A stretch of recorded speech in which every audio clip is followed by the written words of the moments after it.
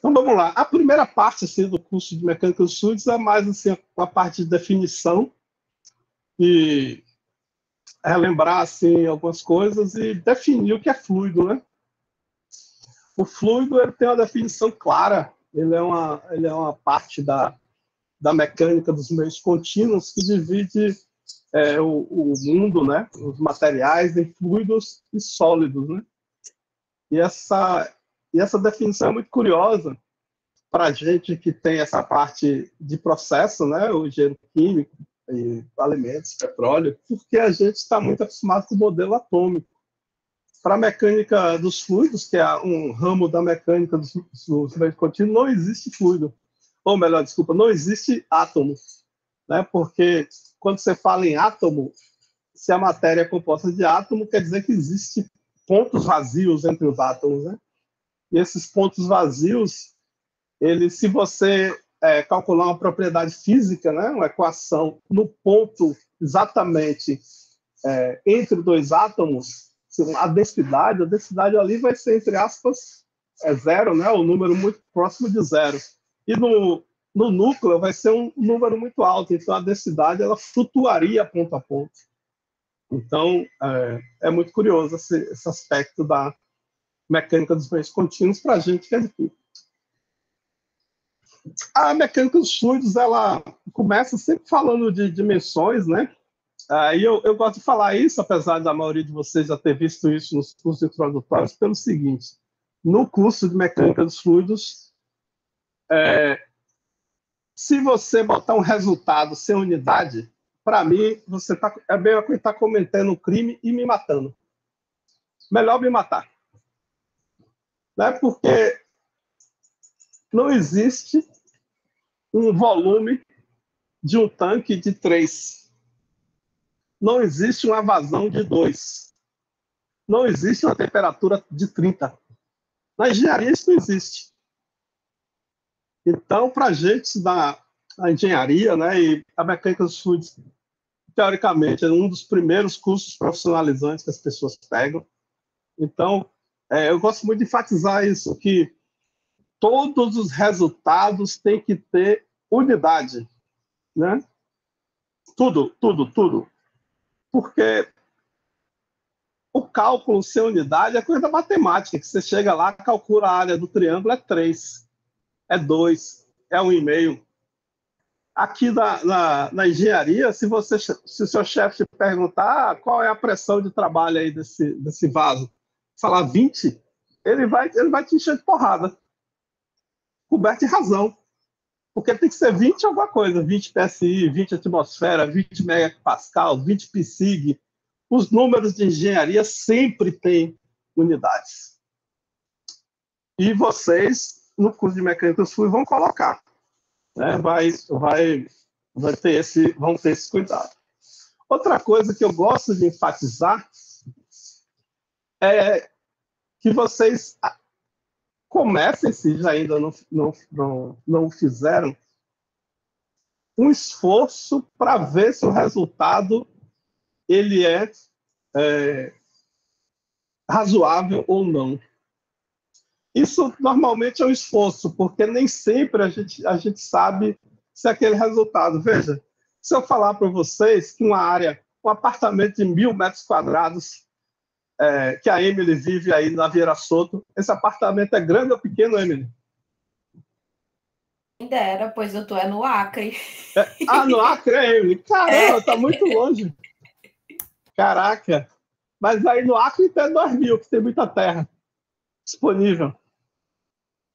É grande ou pequeno, Emily? Um apartamento de 2.000 metros quadrados? Grande. Grande, né? E se eu falasse que ele tem 5.000 polegadas quadradas, é grande ou pequeno?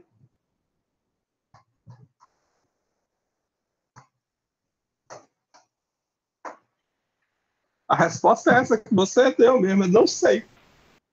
Né? Porque a gente não tem diretamente uma ideia, pelo menos no início assim, não tem uma ideia direta do que significa 5.000 polegadas quadradas. Então, quando vocês tiverem o resultado de uma área, né, de 5.000 polegadas quadradas, o que vocês vão fazer? Vão transformar transformar essa área em metro quadrado, que é aquilo que vocês têm sentimento. Aí eu pergunto, ô Natália, você consegue levantar, fazer um trabalho de 10 joules?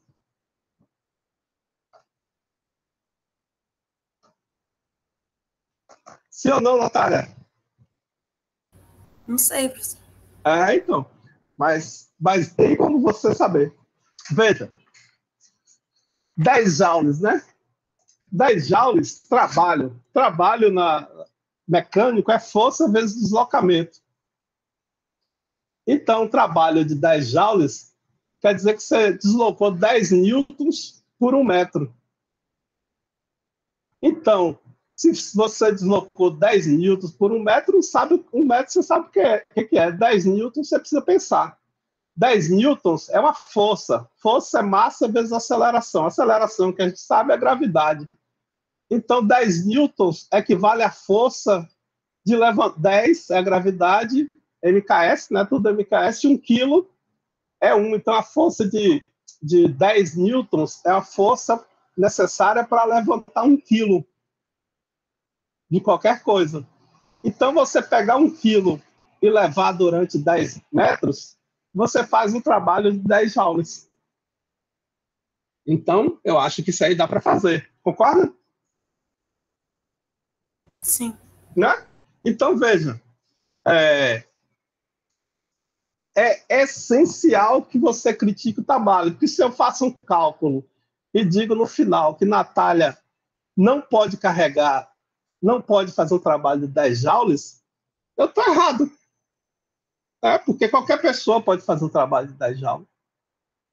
Mas como é que eu vou saber isso? Eu vou ter que ter um esforço de análise. Isso só está disponível imediatamente para a pessoa que fez muito esse esforço de análise e conseguiu internalizar esses conceitos. Então, é essencial no curso de mecânica dos fluidos que as pessoas façam esse esforço de análise no curso de mecânica dos fluidos, não, na vida, nos seus cálculos, para ver se o resultado faz sentido ou não. Por exemplo, Marina, você pode fazer durante 1 hora um trabalho de 200 watts de potência? Não sei, professor. Eu sei essa por causa do ciclismo, né? Mas veja, Marina, 200 watts é uma potência pequena, né? Porque é 2 lâmpadas, mas na verdade é a potência do ser humano. Mas 200 watts, ele é 200 joules por segundo. Não é 200 joules por segundo? A gente viu que joule é calor, mas é também trabalho, né? Força vezes deslocamento é deslocar 200 newtons por 1 metro. Né? Então, significa que a pessoa vai levar 200 newtons, equivale a 20 quilos. Né? Uma força igual ao peso, é uma força que consegue levantar o peso de 20 quilos. Então, é levar 20 quilos carregar 20 quilos 1 metro em 1 segundo. 1 metro em um passo. Então dá para você dar um passo com 20 quilos durante 1 hora. Concorda? Sim ou não? Concordo. Né? Alguém falou aí alguma coisa? Não, então, beleza. Veja, então eu pediria, né, que vocês, a partir dessa conversa, começassem a tentar julgar os seus próprios resultados, né? Obviamente que vai demandar um esforço, né? Um esforço para você primeiro trazer para um sistema de unidade que você conhece. Veja, eu falei tudo aqui no MKS. Se eu perguntasse, se alguém me perguntasse, 3.000 dinas é muito ou pouco? Eu não sei, né? A reunião. 3 mil, eu teria que transformar no MKS para ver, é, a, ver o esforço na unidade que eu conheço. Beleza? Sim ou não? Sim. Sim. Veja, as equações que a gente trabalha, né, são equações dimensionalmente homogêneas. Isso é uma coisa óbvia, mas eu gosto de lembrar. O que é dimensionalmente homogênea? Quando você tem A igual a B, A não pode ser metro e B ser joule. Um metro não é igual a 10 joules. Metro é metro e joule é joule. Então, todos os termos da equação têm que ter a mesma dimensão. Unidade é um elemento do sistema em que é definido. Um metro tem lá um pedaço de ferro que tem 1 metro que é definido como 1 metro de comprimento. Dimensão é a grandeza, aquilo que está relacionado. Metro com a grandeza de metro. Metro é comprimento, né? Tempo, a grandeza é o próprio nome tempo e a unidade segundo, né? E esse aí você já sabe. Veja, integrais e derivadas também têm dimensão. Se você tem uma função aqui de x que calcula um comprimento vezes um x que é comprimento, a dimensão vai ser a dimensão de x vezes x. Né? Vai ser, por exemplo, se x for comprimento, vai ser L quadrado. Se f de x for temperatura, calcula uma equação que calcula a temperatura, e dx for comprimento, isso aqui vai ser, deixa eu botar tempo, vezes comprimento. E assim sucessivamente. Né? Integrais e derivados têm dimensão. Se você pega a derivada d de f de x, dx, a dimensão dela é a dimensão de d de f de x, porque, lembrando, né? A derivada é um cálculo, é o limite de f de x mais Δx, chamado dx, menos f de x, dividido por x.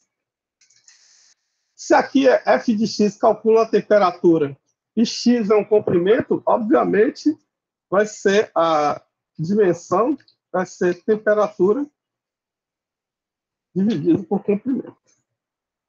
E a derivada parcial é a mesma coisa, né? Não tem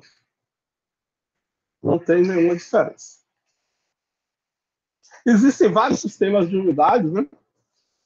Isso aí eu estou falando rápido, porque eu acredito que vocês já tenham visto anteriormente no curso de introdução à engenharia de processo e outros cursos de introdução. Basicamente, os 3 sistemas importantes são o MKS, o CGS e o sistema inglês, né, que é Pé, Libra e segundo, né? O sistema de unidade ele é construído a partir da definição de dimensões básicas, né? Porque, por exemplo, você pega aqui o CGS, aí CGS vem de centímetro, grama, segundo. Você define a dimensão 1 centímetro. Você pega lá uma barra e fala, isso aqui tem 1 centímetro. Aí você pega uma massa e diz, isso aqui é 1 grama.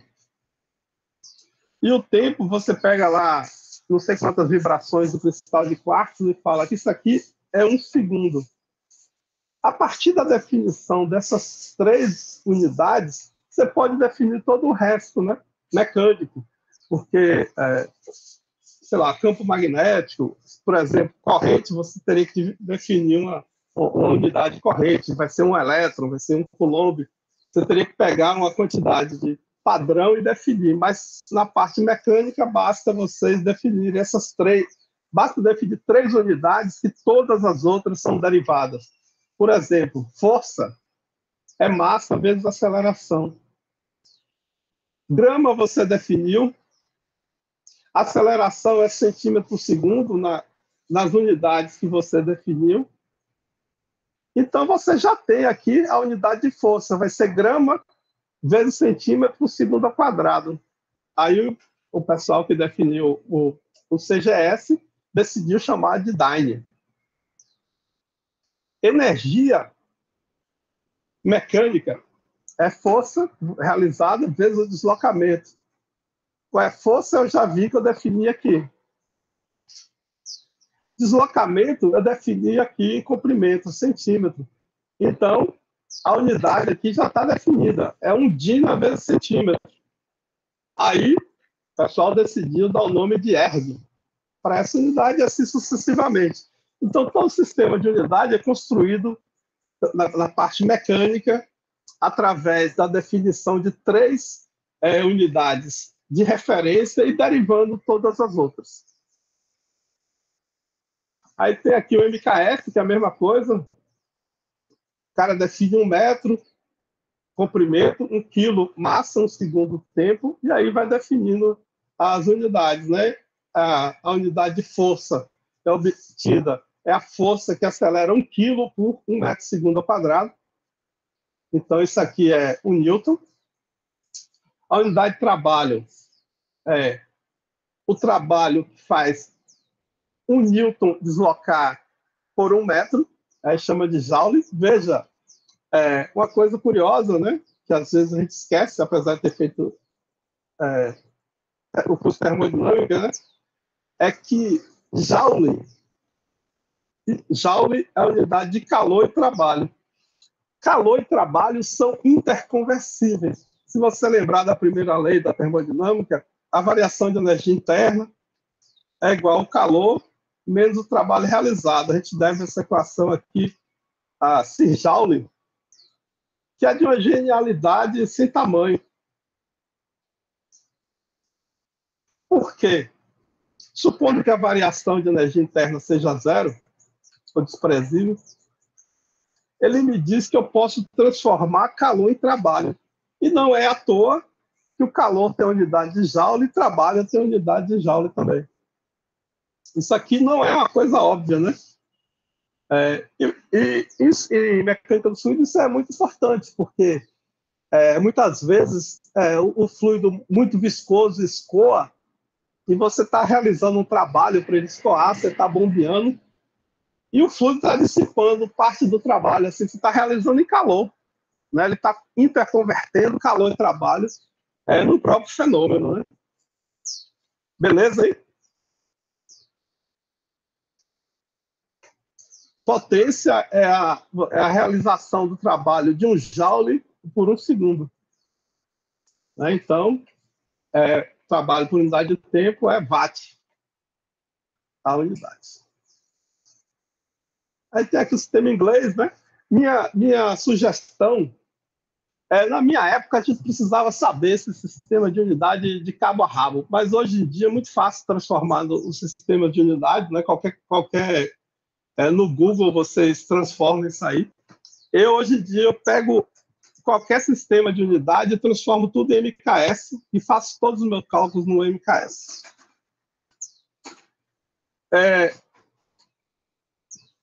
Provavelmente, com razão, vocês estão achando isso trivial, né? De uma trivialidade sem tamanho, mas existem alguns erros de unidades que são muito conhecidos assim, na engenharia, né?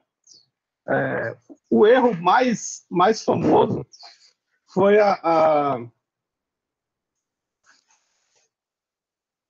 o erro de cálculo na órbita dessa nave, né? Dessa nave lançada para Marte. Né? Em 1999, né, a NASA enviou lá um foguete para Marte, e no espaço não tem freio, né? Porque não tem atrito. Então, se você quer mandar um foguete para Marte, você tem que mirar em Marte e mandar o foguete. Aí o foguete, quando passa perto de Marte, o campo gravitacional de Marte captura ele e o foguete começa a orbitar em Marte. Se a nave não tiver foguetes, né, dela, que ela pode desviar no espaço e corrigir a rota, não tem como a nave frear, né? Não sei se vocês já viram o filme, esqueci, né? É uma sátira do filme de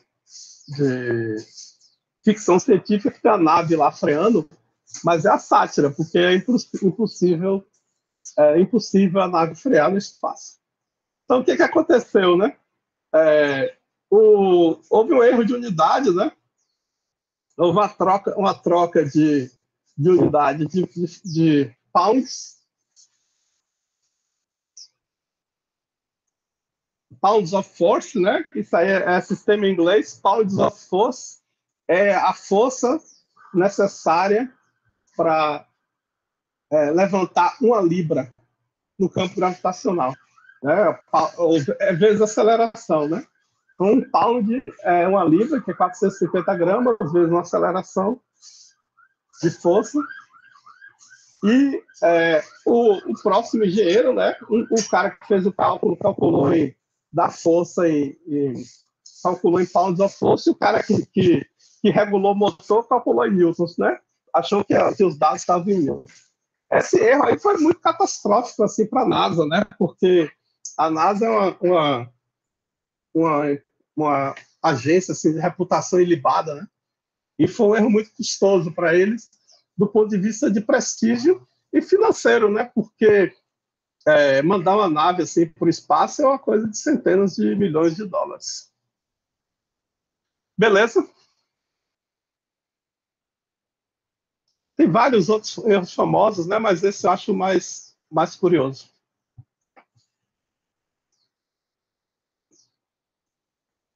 Tá acordado aí, Bruno? Estamos aqui, professor. Isso aí. Tá acordado? Diga. Não, eu só ia falar que não vejo muito sentido, porque, tipo assim, eu sei da importância do sistema inglês, assim, com as medidas, mas eu acho que seria mais benéfico se adotasse logo o sistema internacional, né? Sem dúvida nenhuma. Mas não sei, assim, porque eles mantêm, né? O americano eu até sei, que o americano tem um apego, assim, grande ao que é americano, né? Mas certamente seria mais benéfico para todo mundo se todo mundo adotasse o sistema internacional, que chama, né? Que é o MKS. Pra gente seria bom, né? Que a gente tem que aprender os dois. Para todo mundo.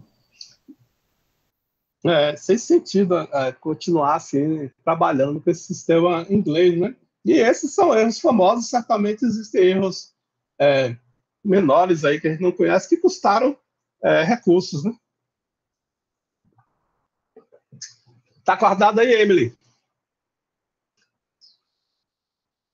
Tô sim. Emily é fazendeira aí no Acre. Fazendeira de quê, Emily? Sou não. Só nasci aqui mesmo. Fazendeira de arroz. Vamos lá. Então, acabou essa parte, assim, que eu acho que é mais uma revisão, né? Por isso que eu passo assim rapidinho. Aí eu vou dar a introdução aqui aos 2 materiais fundamentais da mecânica dos meios contínuos. Essa parte a gente chama dos materiais, ela é conhecida como reologia, né? Reologia é o estudo do escoamento. Aí a reologia tem esse... Opa! A reologia tem esse patrono, que é o Heráclito. Eu não sei se vocês lembram do Heráclito, né? Que vocês veem filosofia agora no 2º grau. Heráclito falava que tudo escoa, né? E ele se referia ao mundo, né? Que o mundo, ele de um segundo para outro, o mundo já mudou.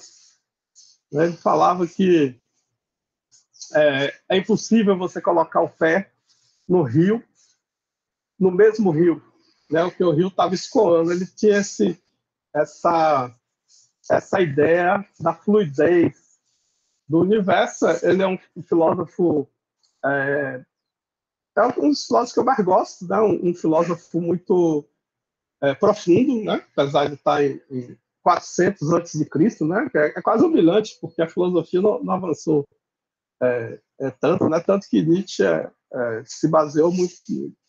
Então, essa ideia que tudo escoa é a ideia da mecânica dos fluidos. Por isso que a mecânica dos fluidos tem o Heráclito como mecânica dos fluidos, e a reologia, né? Tem o Heráclito como patrão.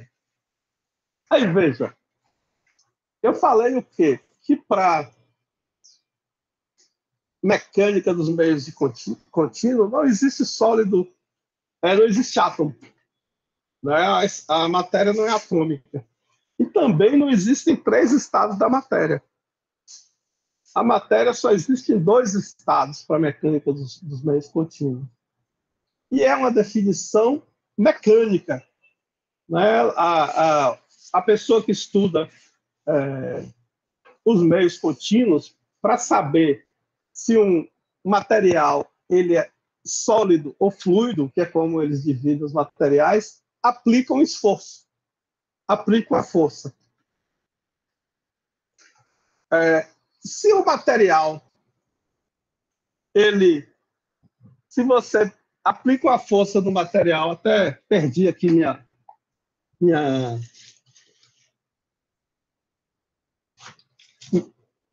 meu material, perdi. Veja, se você aplica uma força no material e ele se deforma instantaneamente, e a deformação, né?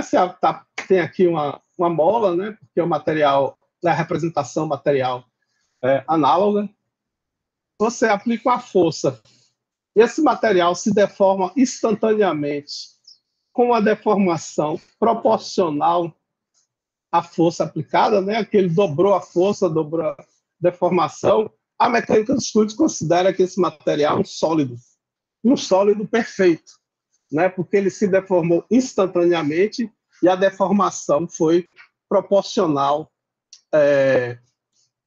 à força.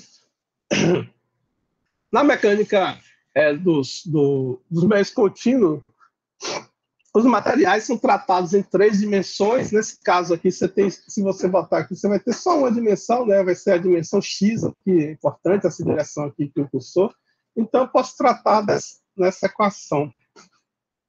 Mas alguns de vocês já ouviram, a gente vai falar depois, que o que importa não é exatamente a força, né, em um material tridimensional. É a força em primeira aproximação, para a gente falar aqui, dividida pela área. A força dividida pela área é chamada de tensão. Né? Então, no material sólido perfeito, a tensão seria a força dividida pela uma área de referência aqui, ela é proporcional à deformação, e você tem essa curva, que é a curva de tensão, deformação, que para esse caso simples aqui poderia ser força vezes deformação também, mas na engenharia é tensão por deformação. O que é tensão nesse momento? Tensão é a força que a gente aplica dividido pela área aplicada. E grosso modo, esse G é o módulo elástico do material e esse epsilon é a deformação. E nesse caso aqui se resume a essa força aqui. Agora, se o material ele responder, não há força, não deformar instantaneamente, deformar com retardo. E essa força, ela é proporcional não à deformação, mas à taxa que você deforma. Esse material é fluido. Veja, o fluido ele não responde instantaneamente. A mola, né, o material sólido elástico, não importa a força que você coloca, ou melhor, não importa o módulo do material, ele sempre se deforma instantaneamente. E vai se deformar mais ou menos. O fluido não. É um exemplo excelente para entender o comportamento do fluido, é se você tem um copo de mel, felizmente eu não tenho, e você vira o copo de mel um pouco, né? Vira, sei lá, até de 90 para 30 graus. O que acontece com o mel? Fala aí, Emily, a gente.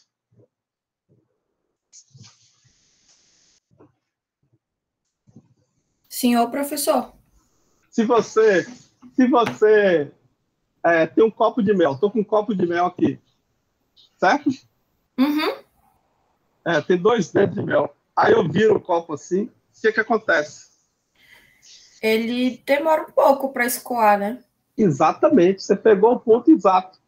O líquido, ele não responde instantaneamente. Essa é a primeira coisa. Enquanto o sólido, o líquido não, desculpa, o fluido, enquanto o sólido responde instantaneamente, o líquido responde com atraso, que a gente chama. E a outra coisa é o seguinte, aí eu vou pegar aqui minha bombinha. Numa bomba, se aqui fosse um sólido, né? Quanto mais força eu fizesse, mais eu deformo. Né? Se eu fizer força, eu vou deformando. E o líquido, o que importa é a velocidade com que...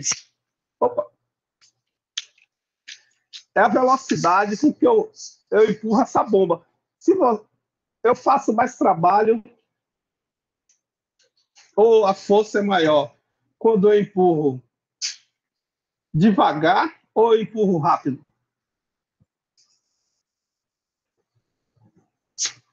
Você encher o pneu rápido é mais trabalhoso ou menos trabalhoso? Você se cansa mais ou menos encher o pneu rápido ou devagar?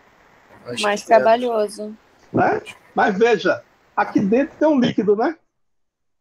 Se eu for empurrando, o líquido vai aqui se deformando continuamente. Eu posso estar fazendo uma forcinha pequena, ele vai se deformando continuamente. Se fosse a mola, eu empurrava um pouquinho e ia parar em algum momento. Né? Se eu aplicando uma força pequena. Aqui não. Eu aplico uma força pequena, ele vai continuamente, vagarosamente, escoando. E o mesmo caminho, o que vai definir se eu vou fazer muita força ou pouca força, é a velocidade com que eu deformo o líquido. A velocidade de deformação. Veja, quando eu coloco, suponha que eu derramei café aqui em minha mesa. Aí tem um círculo de café. Aí se eu ponho a mão em cima do café e saio puxando, o que acontece? Ele se deforma continuamente, aquela lâmina de café, concorda?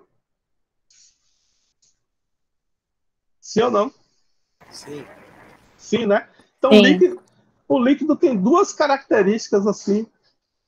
O líquido, não, desculpa, o fluido tem 2 características importantes e diferentes do sólido.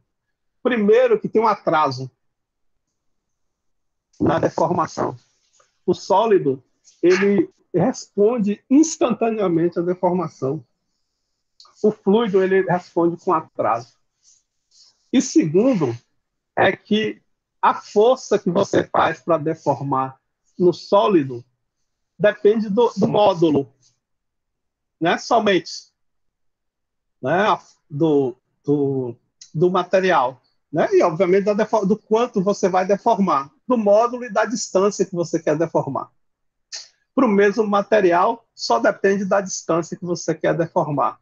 Para o líquido, desculpa, para o fluido, né? O vício, lembrando aqui do café, para o fluido, a força, né? Ou a tensão não depende da distância que você quer deformar, porque naquela bombinha ali a distância era sempre a mesma, mas da velocidade da deformação. Então, para o fluido, a força ela é proporcional à velocidade de deformação. Para o sólido, a força ela é proporcional à deformação. Beleza?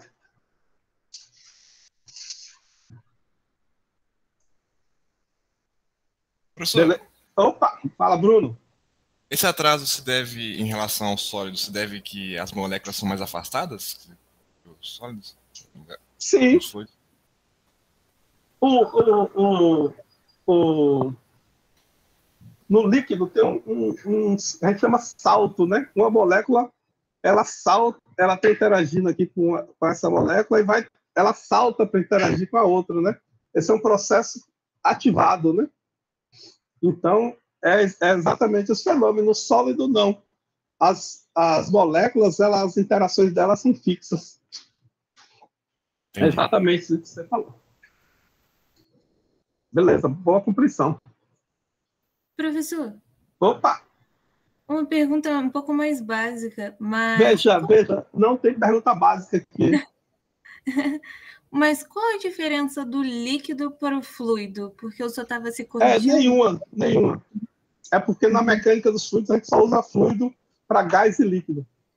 Perfeito. Não fala, na mecânica dos fluidos não fala se tem gás e líquido, só fluido. Uhum. Beleza. Professor, esse μ que determina o comportamento do fluido, no caso, é a viscosidade também. Exatamente, chegaremos lá. Veja, o análogo do módulo do sólido é a viscosidade no líquido.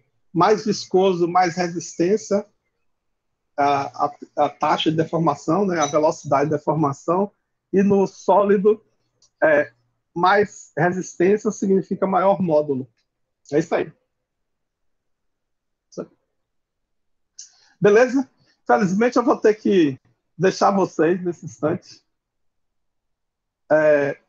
Próxima aula, estamos juntos aí, 2 horas de aula. E veja, vai ter uma lista de exercícios, uma lista de unidades. E eu queria, assim, parece trivial, mas eu queria muito que vocês fizessem essa lista. Porque a mecânica dos fluidos, no curso de engenharia de processo, né? Todos vocês são engenheiros de processo. É a última vez que vocês vão ter a oportunidade de treinar especificamente unidades. Depois não vai ter treino, depois vocês vão enfrentar problemas com unidade diferente. Essa é a última vez que a universidade vai falar, olha, estude aqui unidades. Beleza? Tá bom, professor. Muito Tá bom? obrigada. Valeu. Um prazer estar aqui com vocês. Dar aula é uma coisa que eu gosto muito, né? Nem sempre foi assim, eu reconheço. Eu comecei minha carreira, eu era muito tímido, né? Continuo muito tímido. Então, me incomodava um pouco, assim, chegar na sala e ter um monte de gente me olhando. Mas eu superei essa fase.